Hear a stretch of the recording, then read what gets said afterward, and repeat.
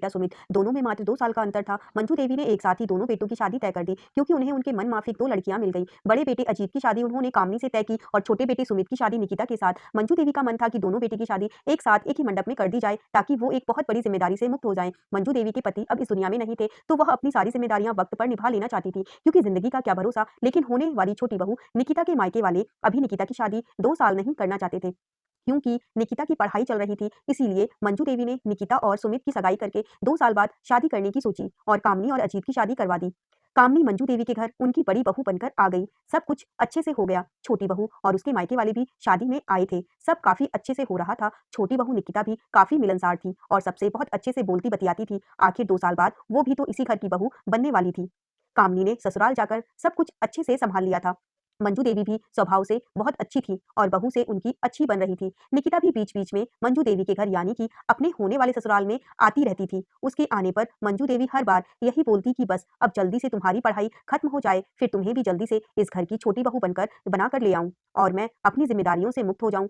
कामनी और निकिता की भी अच्छी बनने लगी थी। निकिता को कुकिंग का बहुत शौक था।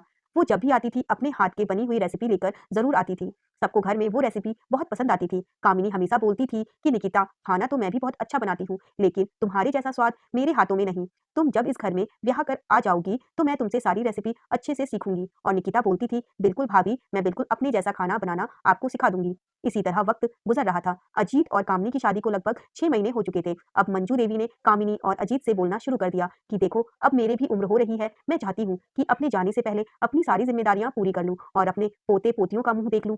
तो अब तुम लोग जल्दी से मुझे पोते या पोती का मुंह दिखा दो। उसके बाद जल्दी से निकिता भी आ जाए तो सुमित का बच्चा भी देख लूं ताकि मैं आराम से इस दुनिया से जा सकूं। अब मेरा भी कोई भरोसा नहीं कि कब तक मेरा शरीर साथ देगा। वैसे ऐसा नहीं था कि कामिनी और अजीत अभी बच्चा करना नहीं चाह रहे थे, पर अभी तक कामिनी कंसीव नहीं कर पाई थी। पर अभी वक्त भी कितना हुआ था उनकी शादी को, तो उन्हें लगा धीरे धीरे सब कुछ हो जाएगा। लेकिन इसी तरह से करीब 1 साल का वक्त बीत गया, लेकिन कामिनी कंसीव नहीं कर पा रही थी। अब मंजू देवी को भी थोड़ी चिंता होने लगी थी। उन्होंने कामिनी और अजीत से बोला कि तुम लोग डॉक्टर के पास चले जाओ। अगर कोई थोड़ी बहुत कमी होगी तो डॉक्टर के इलाज से ठीक हो जाएगी। वक्त रहते इलाज करवा लो। कामिनी और अजीत को मंजू देवी की बात बिल्कुल सही लगी और वह लोग डॉक्टर से मिलने के लिए गए। डॉक्टर ने दोनों का सारा चेकअप किया। सारी रिपोर्ट्स नॉर्मल थी। डॉक्टर ने बोला, आप लोगों की सारी रिपोर्ट्स नॉर्मल आई हैं। एक दूसरे को वक्त दीजिए। अभी आपकी शादी को 1 साल ही हुआ है, कोई ज्यादा वक्त नहीं हुआ है। बच्चा हो जाएगा। टेंशन लेने की कोई जरूरत नहीं है। कामिनी और अजीत वापस घर आ गए। मंजू देवी ने भी राहत की सांस ली कि चलो, दोनों में किसी प्रकार की कोई कमी नहीं है। लेकिन उसके बाद भी कामिनी कंसीव नहीं कर पा रही थी। वो धीरे धीरे डिप्रेस होती जा रही थी। मंजू देवी को भी अब चिंता होने लगी थी। 2-3 डॉक्टरों से अब तक कामिनी और अजीत मिल चुके थे और सबने यही कहा था कि किसी में कोई कमी नहीं है। कामिनी अब उदास रहने लगी थी। निकिता बीच बीच में आया करती और कामिनी को उदास देखकर उससे बहुत प्यारी बातें करती थी ताकि कामिनी का मूड ठीक हो जाए।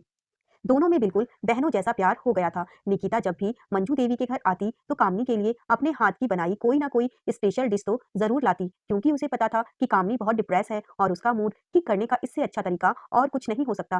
कामिनी भी निकिता को अपनी छोटी बहन की तरह प्यार करती थी और सोचती थी वह कितनी नसीबों वाली है कि उसे इतनी अच्छी सास और देवरानी मिल रही है जो हर तरह से उसका साथ देती है। सासू माँ भी कामिनी को समझती थी, समझाती थी और कोई बात नहीं, जब कोई कमी नहीं है तो आज नहीं तो कल, कल तो बच्चा हो ही जाएगा। सुमित भी अपने बड़े भाई अजीत को सांत्वना देता था कि टेंशन मत लो भाई, जल्दी सब कुछ ठीक हो जाएगा। सुमित और अजीत अपने पापा के बिजनेस को ही संभालते थे और मिलकर काम करते थे और होने वाला प्रॉफिट दोनों अपने पास 40-40% रखते थे और बाकी का 20% मंजू देवी अपने पास रखती थी। सब कुछ अच्छे से चल रहा था। इसी तरह देखते देखते 2 साल का वक्त बीत गया, लेकिन कामिनी मां नहीं बन पाई। अब सुमित और निकिता की शादी का वक्त आ चुका था और निकिता भी अब मंजू देवी की बहू बनकर उनके घर आ गई। सब कुछ अच्छा चल रहा था क्योंकि सब एक दूसरे से बहुत घुल मिलकर रहते थे। निकिता और सुमित की शादी को भी लगभग 6 महीने बीत गया और कामिनी और अजीत की शादी को 2.5 साल बीत चुके थे। मंजू देवी को अब कामिनी और अजीत से कोई उम्मीद नहीं रह गई थी, पर उन्हें पता था इसमें उन दोनों की कोई गलती नहीं। इसीलिए अब उन्हें सुमित और निकिता का ही भरोसा था कि वह दोनों ही उन्हें उनके पोते या पोती का मुंह दिखाएंगे और उन्होंने निकिता और सुमित से बोलना शुरू किया कि देखो, अब तुम लोगों की शादी को भी 6 महीना बीत चुका है। अब तुम लोग बच्चे के लिए कोशिश करो। वक्त पर बच्चा हो जाए तो सही रहता है। कामिनी और अजीत को भी आज नहीं तो कल बच्चा हो ही जाएगा। मंजू देवी कभी भी नहीं चाहती थी कि कामिनी को इस बात का बुरा लगे कि वो मां नहीं बन पा रही है। और उसकी सास उसे कोई ताना मार रही है। मंजू देवी बहुत ही समझदार औरत थी। निकिता और सुमित भी बहुत सोच समझकर कुछ बोलते थे कि कहीं कामिनी और अजीत को बुरा ना लग जाए। खैर इसी तरह वक्त बीत रहा था। अब कामिनी और अजीत ने भी उम्मीद छोड़ दी थी, क्योंकि उनमें कोई कमी तो नहीं थी। फिर भी कामिनी गर्भवती नहीं हो पा रही थी। कामिनी तो नहीं, लेकिन कुछ महीनों के बाद निकिता गर्भवती हो गई। घर में खुशियों की लहर दौड़ गई। कामिनी और अजीत भी बहुत खुश थे कि चलो अब घर में एक नन्हा मेहमान तो आएगा, जिससे पूरे घर में रौनक हो जाएगी। कामिनी निकिता का पूरा ख्याल रखती थी। मंजू देवी भी बहुत खुश थी अपनी अगली पीढ़ी को देखने के लिए। इसी तरह वक्त बीत रहा था और निकिता का गर्भ लगभग 3 माह का हो गया था। एक दिन निकिता बहुत जोर जोर से रोने लगी और बोलने लगी, मेरे पेट में बहुत दर्द हो रहा है। सब लोग उसे लेकर तुरंत डॉक्टर के पास गए। डॉक्टर ने निकिता का चेकअप किया और बोला बच्चा पेट में मर चुका है, तुरंत निकिता का एबॉर्शन करना पड़ेगा। सब लोग बिल्कुल हैरान हो गए। ये सब कुछ कैसे हो गया? अभी निकिता की जान बचाना ज़्यादा ज़रूरी था और डॉक्टर ने निकिता का अबॉर्शन कर दिया। निकिता घर आ चुकी थी और काफ़ी दुखी थी। घर में सब लोग काफ़ी दुखी थे, पर सबको पता था निकिता और सुमित का दुःख सबसे ज़्यादा है, इसीलिए सब उन्हें सांत्वना दे रहे थे कि जल्द ही सब कुछ ठीक हो जाएगा। कुछ समय के बाद निकिता दोबारा गर्भवती हुई, लेकिन इस बार भी ठीक वही हुआ। 3 महीने के बाद निकिता का दोबारा गर्भपात करवाना पड़ा। अब किसी को कुछ समझ में नहीं आ रहा था कि कामनी को बच्चा ही नहीं हो पा रहा था। सब कुछ ठीक होते हुए भी और निकिता का बार-बार एबॉर्शन हो जा रहा है। कुछ वक्त के बाद निकिता तीसरी बार गर्भवती हुई थी। वो पूरी सावधानी रख रही थी। धीरे-धीरे 3 माह बीत गया। इस बार निकिता कामनी से बहुत दूर-दूर रह रही थी और बराबर डॉक्टर के संपर्क में थी। 4 महीने बीत चुके थे। सब कुछ ठीक-ठाक था। मंजू देवी ने एक दिन निकिता से बोल, चलो इस बार सब कुछ ठीक-ठाक है। भगवान करे सब ठीक रहे और तुम एक स्वस्थ बच्चे को जन्म दो। लेकिन निकिता के दिमाग में तो कुछ और ही चल रहा था। उसने मंजू देवी से कहा, मम्मी अब बुरा मत मानिएगा, लेकिन पता नहीं क्यों मुझे ऐसा लगता है कि कामनी दीदी खुद मां नहीं बन पा रही हैं। इसीलिए वो नहीं चाहती कि मेरा भी बच्चा हो और मेरा बच्चा बार-बार वही मार रही हैं। इस बार मैं उनसे काफ़ी दूर हूँ, तो देखिए अभी तक सुरक्षित हूँ। मैं उनका दिया कुछ खाती भी नहीं हूँ। निकिता ने इस तरीके से, इतने तरीके से ये बात कही कि मंजू देवी के अंदर भी ये बात घर कर गई कि ऐसा तो हो सकता है, और मंजू देवी अपनी अगली पीढ़ी के लिए इतनी ज़्यादा उत्साहित थी कि वो कोई रिस्क नहीं लेना चाहती थी। निकिता और सुमित ने मंजू देवी से साफ-साफ कह दिया कि कामनी के रहते उनका बच्चा सुरक्षित नहीं है। उन्हें इस बात का पूरा यकीन है। मंजू देवी जैसी समझदार महिला भी बच्चे के लालच में उनकी बातों को सच मान रही थी। सच क्या था ये तो कोई भी नहीं जानता, लेकिन इस बार मंजू देवी कोई रिस्क नहीं लेना चाहती थी। वह अजीत और कामनी के पास गई और बोली, देखो अजीत, मैं ये नहीं कह रही कि तुम दोनों कोई गलती कर रहे हो, लेकिन हम चाहते हैं कि जब तक निकिता का बच्चा ना हो जाए तुम दोनों हमारे दूसरे वाले घर में शिफ्ट हो जाओ। सब कुछ वैसा ही चलता रहेगा जैसे दोनों भाई मिलकर बिजनेस चलाते हो, बस घर अलग हो जाएगा। अजीत और कामनी कोई बेवकूफ तो थे नहीं, उन्हें सब कुछ समझ में आ रहा था, लेकिन उन्होंने कुछ भी बोलना ठीक नहीं समझा, क्योंकि उन्हें पता था कि उनकी बातों का कोई मोल नहीं, क्योंकि वो इस घर पर वारिस नहीं दे पा रहे थे। लेकिन दोनों बहुत दुखी थे। इतना बड़ा लालछन उनके ऊपर लगा दिया गया था। दोनों चुपचाप अपने दूसरे फ्लैट में शिफ्ट हो गए बिना किसी शिकायत के। पर कामिनी अंदर तक टूट गई थी। बिना सच्चाई जाने उसकी सास उसके ऊपर इतना घटिया इल्जाम कैसे लगा सकती हैं? मंजू देवी भी अंदर से खुश नहीं थी, पर उन्हें कुछ भी समझ में नहीं आ रहा था।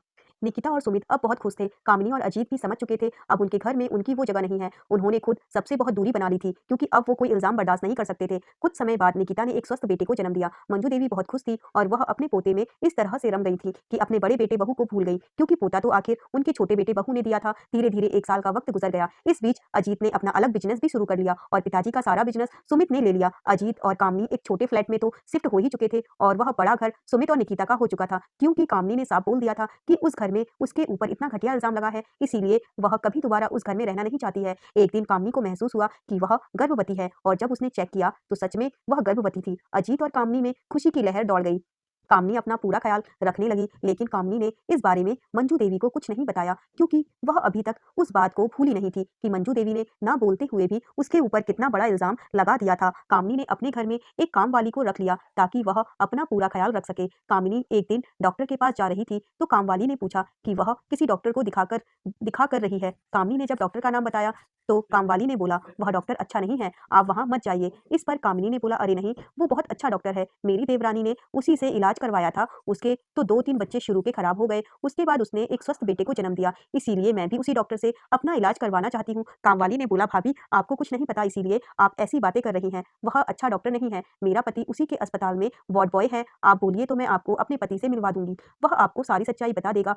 कामनी को लगा ऐसा क्या है, उसने अजीत से इस बारे में बात की। अजीत ने कामवाली के पति को बुलाया। कामवाली का पति मोहन कामनी के घर आया। उसने बोला, मैडम आप लोग बहुत अच्छे लोग हैं। मेरी बीवी ने आपके बारे में बताया। मैं नहीं चाहता कि आप लोग गलत जगह पर जाएं। वह अच्छे डॉक्टर नहीं हैं। अजीत ने मोहन से बोला, क्यों भाई ऐसा क्या करते हैं वह? मेरे भाई की पत्नी की भी डिलीवरी वहीं पर हुई है और उसके पहले उसके 2 अबॉर्शन भी हुए थे। फिर भी उसने एक स्वस्थ बच्चे को जन्म दिया। वार्ड बॉय ये सब बातें सुनकर हंसने लगा और बोला, आप लोगों को कुछ भी सच्चाई नहीं पता है। आप लोग बहुत भोले हैं। तो अजीत ने बोला, तो तुम ही सच्चाई बता दो। मोहन ने बोला, जरा अपने भाई और अपने उनकी पत्नी की फोटो तो दिखाइए, जरा मैं भी तो देखूं। जब अजीत ने अपने मोबाइल पर सुमित और निकिता की फोटो दिखाई तो मोहन जोर जोर से हंसने लगा और बोला, इनका अबॉर्शन हुआ ही नहीं था, इन्होंने अबॉर्शन करवाया था क्योंकि इनके पेट में लड़की थी। अजीत ने बोला, ये तुम क्या बोल रहे हो? मोहन ने बोला, यही तो धंधा है डॉक्टर साहब का, वो पहले ही चेक करके बता देते हैं कि पेट में लड़की है या लड़का, और जिसे लड़की नहीं चाहिए होती है उसे बोलते हैं कि मैं तुम्हारे पेट में बच्चा मर गया है और तुम्हारा तुरंत अबॉर्शन करना पड़ेगा, और इस तरह से वो लड़की की भ्रूण हत्या भी कर देते हैं और खुद पर कोई दाग भी नहीं लगने देते। कई बार माँ-बाप इसमें शामिल होते हैं और कई बार माँ-बाप नहीं जानते, बल्कि घर वाले डॉक्टर साहब से मिलकर ये सब बुलवाकर कि पेट में बच्चा मर गया है, गर्भवती का अबॉर्शन करवा देते हैं। पर आपके भाई और उनकी पत्नी का फोटो देखकर मैं पूरे यकीन से बोल सकता हूँ, सब कुछ इन दोनों ने ही किया और किसी को कुछ पता ही नहीं था, क्योंकि मैं तो डॉक्टर साहब के साथ ही रहता हूँ और मैंने सब कुछ अपनी आंखों से देखा है। अब तो अजीत और कामनी के होश उड़ गए। कोई इतनी बड़ी साजिश कैसे कर सकता है और क्यों? आखिर उन्होंने ऐसा क्यों किया और फिर उसके बाद कामिनी को टारगेट क्यों किया? अजीत और कामिनी के होश उड़ गए थे। ये सब बातें सुनकर कामिनी का दिमाग में अब एक बात और आई। उसने अजीत से बोला, अजीत तुमने एक बात पर गौर किया? मैं जब तक उस घर में रही मैं गर्भवती नहीं हो पाई। जब तक मैं निकिता के टच में रही मैं गर्भवती नहीं हो पाई, क्योंकि वह शादी के पहले से ही घर आती थी, और जब मैं निकिता से दूर हुई और उस घर से दूर हुई और गर्भवती हो गई मैं, क्योंकि डॉक्टर ने तो हमेशा यही बोला है कि मेरे और तुम्हारे में कोई कमी नहीं है। कुछ समझ में आ रहा है? अब तो अजीत का भी माथा ठनक गया। उसने मोहन से पूछा, एक बात और बताओ मोहन, क्या तुम्हारे डॉक्टर साहब ऐसी कोई दवा भी देते हैं जिससे औरत गर्भवती ना हो पाए और किसी को कुछ पता भी ना चले? मोहन ने बोला, साहब मेरा नाम कहीं पर भी नहीं आना चाहिए। वो बहुत बड़े लोग हैं, पता नहीं हमारा क्या हाल करेंगे, लेकिन आप लोग बहुत अच्छे हैं, इसीलिए मैं आपको सब कुछ बता रहा हूँ। निकिता मैडम और सुमित साहब काफी पहले से डॉक्टर साहब के पास आते थे, जब उनकी शादी भी नहीं हुई थी, और निकिता मैडम डॉक्टर साहब से गर्भ रोकने की दवाइयाँ लेती थी। अब दवाई किसके लिए लेकर जाती थी ये तो मुझे नहीं पता, पर हाँ वह दोनों काफी समय तक ऐसा करते रहे और उसके बाद 2 बार वह गर्भवती हुई, लेकिन दोनों बार उनके गर्भ में लड़की थी, इसीलिए उन्होंने अबॉर्शन करवा लिया, और तीसरी बार जब बेटा था तब उन्होंने उसे जन्म दिया। अब अजीत और कामनी को सारा खेल समझ में आ गया था। तीसरी बार जब निकिता के गर्भ में बेटा था तब उसने मंजू देवी के मन में ये बात भरी कि कामनी ही सब कुछ कर रही है, और कामनी को वहां से हटा दिया ताकि सारा घर वह अकेले हड़प सके और सारा बिजनेस उसका पति अकेले हड़प सके। और पहले 2 बार जब उसे अबॉर्शन करवाना था तो उसने पेट दर्द का बहाना बनाया और डॉक्टर ने पेट में बच्चा मारने की बात कही। सब कुछ उन दोनों ने डॉक्टर के साथ मिलकर प्री प्लान्ड कर रखा था और सारा इल्जाम कामनी के सर पर डालकर बड़ी सफाई से उन दोनों को घर और बिजनेस से अलग कर दिया। कितने दिमाग से खेला था इन लोगों ने, क्योंकि अजीत पूरी तरह से फैमिली बिजनेस से दूर हो चुका था और इतने बड़े घर को भी उन लोगों ने छोड़ दिया था। कभी वहां नहीं जाने की सोच ली थी तो अपने आप ही सब कुछ निकिता और सुमित के हाथों में जा चुका था।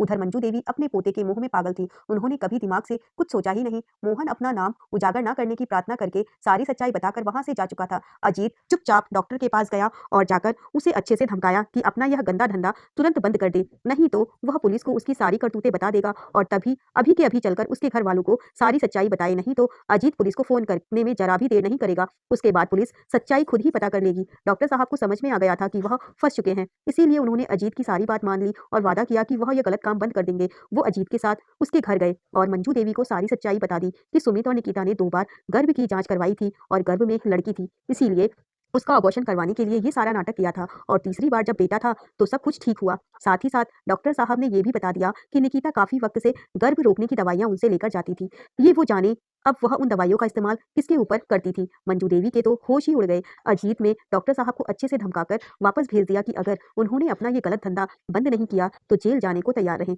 अब कामनी ने बोलना शुरू किया, माँ जी आपको याद है मेरी शादी के 2 साल बाद निकिता की शादी हुई, लेकिन वह लगातार मेरे टच में थी। लगभग हर महीने वो हमारे घर आती ही थी और कुछ ना कुछ बनाकर लाती ही थी, जिसे अपने हाथों से मुझे खिलाया करती थी। अब समझ में आ रहा है कि मैं गर्भवती क्यों नहीं हो पा रही थी, क्योंकि उस खाने में निकिता डॉक्टर से लाई हुई दवाइयां मिला देती थी ताकि मैं गर्भवती ना हो पाऊं। खुद इतनी घटिया हरकत की है और मेरे ऊपर इतना गंदा इल्जाम लगा दिया। अब सारी सच्चाई सामने आ चुकी थी। निकिता और सुमित किसी को मुंह दिखाने लायक नहीं बचे थे, क्योंकि उनकी पोल खुल चुकी थी। अब झूठ बोलने से कोई फायदा नहीं था। मंजू देवी ने निकिता को एक जोर का थप्पड़ लगाया और पूछा, ये सब तुमने क्यों किया? तो निकिता ने भी जोर से बोला, आप मुझे थप्पड़ क्यों मार रही हैं? अपने बेटे से पूछिए, और सुमित की तरफ देखने लगी। मंजू देवी को यकीन नहीं हुआ कि ये सब कुछ सुमित का किया धरा है। सुमित ने बोला, माँ, मैं सारी संपत्ति का इकलौता मालिक बनना चाहता था। भाई को रास्ते से हटाने का इसके अलावा मेरे पास कोई तरीका नहीं था और मैं चाहता था कि मैं इस खानदान को बेटा दूं ताकि पूरी तरह से मैं इस खानदान का मालिक बन जाऊं और भाई की कभी कोई औलाद ना हो। इसीलिए मैंने ये सब साजिश रची। सगाई के बाद ही मैंने निकिता को अपनी सारी योजना बता दी थी। इसमें निकिता ने मेरा पूरा साथ दिया। मैं और निकिता इस पूरे घर के मालिक मालकिन बन गए और आप अपने पोते के साथ खुश थी। हमें बेटी नहीं चाहिए थी। हमने उससे भी छुटकारा पा लिया और हम कभी नहीं चाहते थे कि भाई की औलाद हो, तो निकिता ने उसका भी इंतजाम कर दिया था। लेकिन हाँ, हम ये सोचना भूल गए कि जब हम इन्हें घर से निकाल देंगे तो उसके बाद तो निकिता धोखे से भाभी को गर्भ रोकने की दवा नहीं खिला पाएगी। बस यहीं पर हमसे गलती हो गई और उस गलती का वही परिणाम हुआ जो होना चाहिए था। भाभी गर्भवती हो गई। ये सुनकर मंजू देवी ने एक जोर का तमाचा सुमित को लगाया। इतने नीच और घटिया हो तुम, ये तो मैंने सपने में भी नहीं सोचा था। दौलत के लिए, शोहरत के लिए अपने भाई की औलाद नहीं होने दी। अपनी अजन्मी बेटी की जान ले ली तुम लोगों ने। अभी का अभी इस घर से निकल जाओ। मैं तुम लोगों की शक्ल भी नहीं देखना चाहती और हाँ, मैं अपने पोते से बहुत प्यार करती हूँ और उसे जीवन भर प्यार करती रहूंगी। जब भी मैं फ़ोन करूँगी मेरे पोते को मुझसे मिलने भेज देना और हाँ, तुम लोगों को यहाँ आने की और अपनी गंदी शक्ल मुझे दिखाने की कोई ज़रूरत नहीं। निकिता और सुमित के पास किसी की बातों का कोई जवाब नहीं था क्योंकि उनकी घटिया हरकत और घटिया चाल सबके सामने आ चुकी थी। वह चुपचाप उस घर से निकल गए। मंजू देवी कामनी और अजीत की ओर देखकर अपनी गलती का पछतावा अपनी आंखों में आए आंसुओं से कर रहे थे। कामनी और अजीत ने मंजू देवी को गले से लगा लिया और बोला, इसमें आपकी कोई गलती नहीं है क्योंकि उन लोगों ने आपकी आंखों पर पट्टी बांधी थी। जब हमें ही कुछ नहीं पता था तो आप कैसे जानती? मंजू देवी ने बोला, भगवान का लाख लाख शुक्र है कि सारी सच्चाई सामने आ गई और अब तुम लोगों की भी औलाद इस दुनिया में आ जाएगी। पर इस बात की शिकायत हमेशा भगवान से रहेगी कि मुझे ऐसी नीच घटिया औलाद क्यों दी जिसकी इतनी घटिया सोच है। क्या कमी रह गई थी मेरी परवरिश में? ये कहकर मंजू देवी अजीत के गले लगकर रोने लगी। आशा करती हूँ आपको ये कहानी अच्छी